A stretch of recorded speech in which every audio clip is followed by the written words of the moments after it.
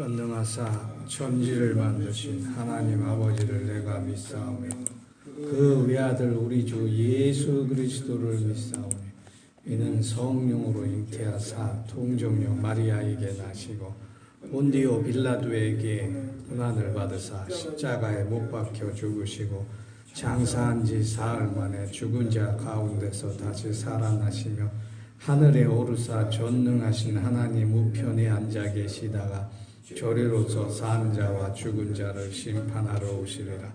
성령을 믿사오며 거룩한 공회와 성도가 서로 교통하는 것과 죄를 사하여 주시는 것과 몸이 다시 사는 것과 영원히 사는 것을 믿사옵나이다. 아멘. 찬송 396장 찬양 드립니다. 396장입니다.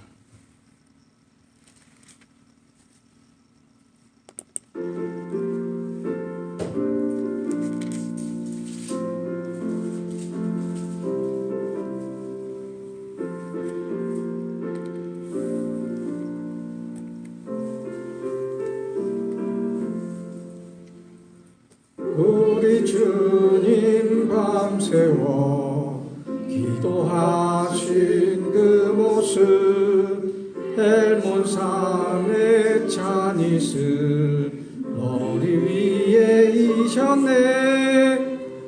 성도들아 일어나 함께 기도드리세. 새벽닭도 울면서 우리 영혼 깨우네. 우리 주님 새벽에 기도하신 본받아 그 발 아래 엎드려 은혜 갈망하셨네. 간구하는 심령에 넘치도록 부사 마음 모아 간절히 기도하게 하소서. 나의 생명 오늘도 보호하여 주시고 새벽마다 일깨워 기도하게 하시는 성령님의 도우심 무한 감사하오니 기도하는 마음으로 살아가게 하소서.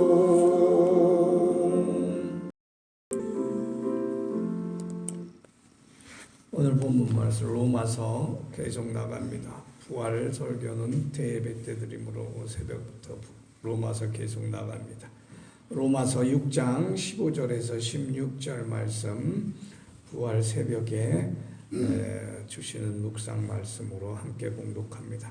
그런즉 어찌하리요 우리가 법 아래 있지 아니하고 은혜 아래 있으니 죄를 지으리요 그럴 수 없느니라. 너희 자신을 종으로 내주며 누구에게 순종하든지 그 순종함을 받는 자의 종이 되는 줄 너희가 알지 못하느냐. 혹 죄의 종으로 사망에 이르고 혹은 순종의 종으로 의에 이르느니라. 아멘. 부활절 새벽입니다. 시절이 좋고 상황이 좋아졌으면 부활절 예배, 연합 예배 드린다고 새벽부터 차량 동원해서 공설 운동장으로 가기도 하고 체육관으로 가기도 하고 그랬는데 그런 거 다 추억 속에 사라진 것 같아요. 부활절 새벽인데도 세상은 조용하고 우리 동네는 닭이 한 마리밖에 예전 같으면 닭이 여기저기 올 텐데 그런 것처럼 우리가 주님의 부활을 축하하고 기뻐하는 함성이 그렇게 죽어졌는지도 모릅니다. 그래도 어찌했든 간에 그래도 주님은 항상 우리 안에 우리의 믿음을 통하여 살아나시는 것입니다. 사망 권세가 그 악독하더라도 주님은 그 사망 권세 다 이기시고 무덤 속에서 살아나셨습니다. 이 주님의 살아나신 부활이 우리에게 능력이 되시고 힘이 되시고 반석이 되시고 피난처가 되시는 줄 믿습니다. 오늘 사도 바울은 그래서 그 본문을 통해서 의의 종, 순종의 종이 어떻게 되느냐 하는 것을 우리에게 일깨워주고 있습니다.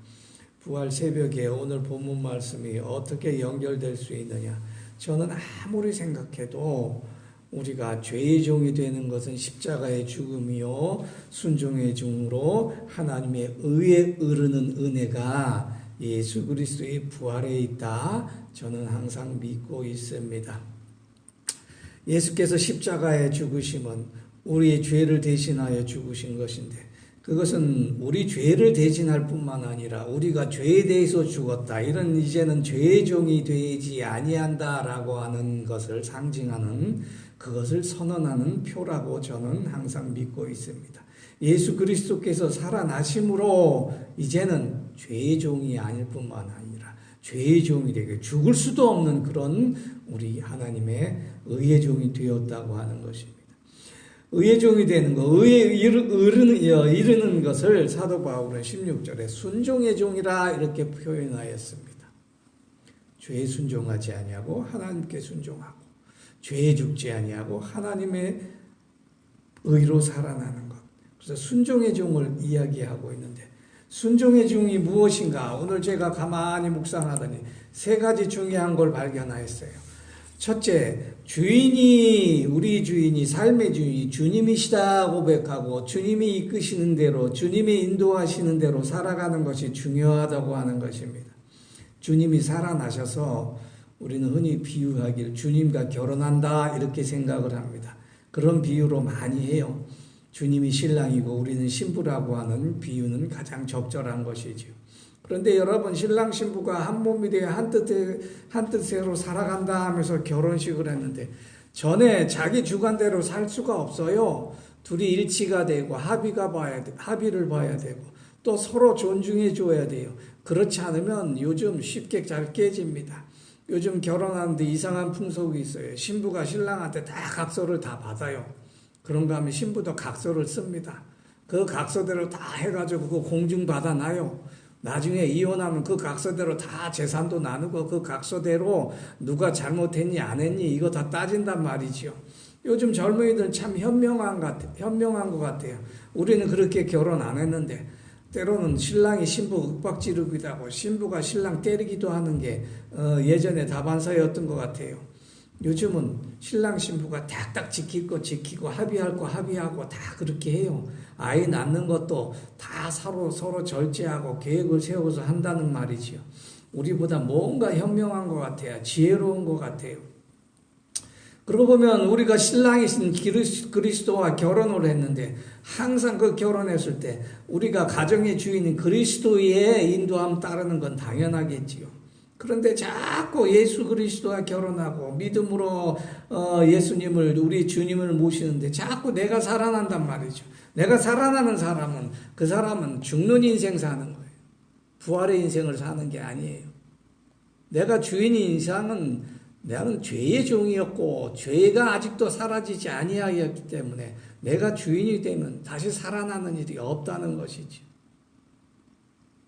고린도전서 15장 17절 보니까 항상 우리에게 그리스도로 말미암아 이김을 주시는 승리를 주시는 하나님께 감사하노라 하는 이런 사도 바울의 증거 말씀이 있어요. 그러니까 그리스도 안에서 이긴단 말이죠. 그리스도 안에서 승리한단 말이죠. 그리스도 안에서 부활의 신앙이 있다는 말이죠. 거기에 내가 주인이 돼버리면은 우리가 살지 못해요. 우리가 다시 죽는 길로 빠진다는 것이에요. 요즘 분들 부활신앙 모르겠어요. 유튜브를 보니까 부활신앙이 이렇다 저렇다 죄다 말로만 해. 말로만 하면 그게 부활신앙이겠어요. 부활신앙은 내가 스스로 살아나는 거예요. 하나님은 부활신앙을 통해서 나를 죽고자 살고자 원하시는 겁니다. 네가 살아야 된다. 그래 부활신앙이다. 이렇게 얘기해요. 예수 그리스도가 십자가에서 살아나고 무덤 속에 살아나신 게 내가 무슨 의미가 있어요? 내가 살아나야지. 하나님 내가 살아나길 원하시는 거예요. 예수 그리스도가 살아나신 거 나하고 아무런 관계가 없단 말이에요. 내가 살아나지 않으면. 여러분이 사셔야 돼요. 내가 살아야 돼요. 나부터 살아야 돼요. 근데 나만 사는 것이 아니라 내가 살아나서 내 가정이 살아나야 한다는 거예요. 내가 살아나서 내가 일하는 기업이 살아나야 되고, 내가 살아나서 지역이 살아나야 되고, 내가 살아나서 내 자식들이 살아나야 된다고 하는 것입니다. 내가 살아나야 교회가 살아요, 여러분. 여러분 예수 그리스도의 부활로 여러분이 먼저 사시는, 여러분이 승리하시는 그러한 은혜로 살아가시길 예수 그리스도의 이름으로 간절히 축원합니다. 둘째로 주님의 부활은 예수 그리스도께서 자발적으로 살아나신 거 아니에요. 예수 그리스도는 혼자 살아나실 수 있어요. 십자가에 죽지 않으실 수도 있어요. 그러나 예수 그리스도를 살리신 분은 예수 그리스도가 아니라 하나님이세요. 하나님. 순종의 종으로 살아간다는 것은 예수 그리스도를 능력으로 살아나게 하신 하나님의 능력으로 살아가는 것이라. 부활신앙을 경험한 사람, 새로 사는 것을 경험하는 사람들은 내 능력으로 살아가지 않아요. 하나님의 능력으로 살아가요. 내 능력은 날마다 죽는 일이에요. 내 능력은 날마다 모자라요. 내 능력은, 내 머리는 IQ가 안 좋은가, 돌머리인가, 생각하는 것마다 죽는 일인데, 하나님이 예수 그리스도의 능력을 통해서 우리에게 주시는 지혜와 그 계획하시면 놀라우시단 말이란 말이죠. 우리 예전에 우리 복음 선거할 때 예수님 권세, 예수님 권세, 예수님 권세, 내 권세, 이 찬양 참 많이 불렀어요. 예수님 권세가 내 권세인데, 그럼 그 권세가 무슨 권세예요? 살아나는 권세예요. 사는 권세예요. 부활하는 권세예요. 승리하는 권세란 말이죠. 그런데 우리는 자꾸 예수님께서 예수님 권세로, 예수님 능력으로, 하나님의 그 강력한 능력으로 살아가기를 원하는데 자꾸 내 능력으로 살아가려고 했어요. 내 지혜로 살아가려고 했어요. 여러분 자녀들 키울 때 그거 못 느껴요? 자녀들은 그 부족한 감도 어떻게 자기가 해보려고 하는데 안 되는 거 부모가 다 해주잖아요. 그러면 된단 말이지요. 부활 소망은 예수님의 능력이고 하나님의 능력이라는 걸 잊지 마시기를 예수 그리스도 이름으로 간절히 축원합니다. 하나님의 능력으로 살아날 수 있고 하나님의 능력으로 우리가 모든 것을 이루실 수 있다고 하는 거, 이게 부활의 신앙이란 말이에요. 그러면 여러분 안에 항상 하나님의 능력이 머무시기를 예수 그리스도의 이름으로 간절히 축원합니다. 순종의 종으로 세 번째로 의에 이르는 가장 좋은 방법은 나의 의가 아니라 하나님의 의로 사는 것이다. 여기서 나의 의라는 거, 옳다고 하는 그런 공의가 아니라 뜻을 말해요. 뜻. 나의 뜻대로 사는 게 아니라 하나님 뜻대로 사는 것이다. 나의 뜻대로, 나의 계획은 참으로 제한적일 수밖에 없어요. 이룰 수 없는 게 많아요. 그래서 잠언 16장 3절에서 1절에서도 마음의 경영은 사람에게 있으나 말의 응답은 하나님께로서 난다 그랬어요. 나한테 무슨 계획이 많아. 잠언 19장 21절에서도 보면 사람의 마음에는 많은 계획이 있으나 오직 하나님의 뜻만 서리라 하였단 말이죠. 하나님 뜻이 온전한 거예요. 하나님 뜻이 세상에서 내가 승리하는 법이란 말이죠. 근데 그걸 무시해요. 막 이리저리 계획을 세우고 오늘 이 은행 가서 돈을 어떻게 꿀까, 누구 은행장 만나가서 뭐 할까, 사업하는 사람 날마다 그거 걱정하거든요. 어느 장로님이 주유소를 하는데, 공단 옆에서 주유소를 하는데 화물차들이 많이 와서 기름을 넣어요. 화물차들은 기름 넣으면 엄청나게 넣거든요. 근데 이 화물차 기사들이 좀 약삭 빠른 기사들이 있어가지고 장로님 주인한테 찾아와가지고 이거 내 영수증을 좀 크게 좀 써달라고, 10리터 넣었으면 100리터로 써달라고. 근데 이 장로님이 양심상 그걸 못해요. 그래, 우린 그걸 못한다 그랬더니 화물차 기사들이 전부 다 소문이 나가지고 그 주유소를 안 간다 그럽니다. 그래도 간신히 주변에 거기 지나다니는 차들이 와서 간신히 유지하고 있는데 어느 날 놀라운 일이 일어났어요.